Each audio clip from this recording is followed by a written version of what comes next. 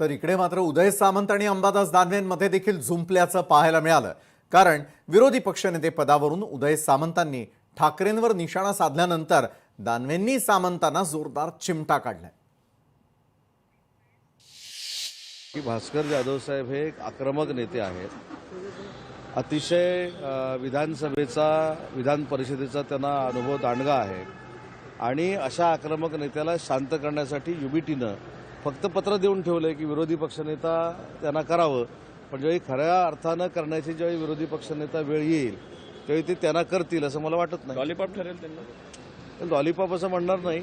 Lollipop असेल तर त्याचे परिणाम त्यांना भोगावे लागतील। भास्करराव जाधव काही कोणत्या खुर्चीसाठी किंवा कोणत्या पदासाठी इकडं तिकडं जाणाऱ्या व्यक्तीपैकी नाही। भास्करराव जाधव एक स्वाभिमानी, आक्रमक आणि जनतेशी नाळ असलेलं नेतृत्व आहे। ठीक आहे, जसं उदय सामंत म्हणतात तशा पद्धतीनं स्वतः उदय सामंत खुर्ची पाहून पळून गेलेल्यापैकी भास्करराव जाधव नाही, असं माझं याविषयी ठाम मत आहे।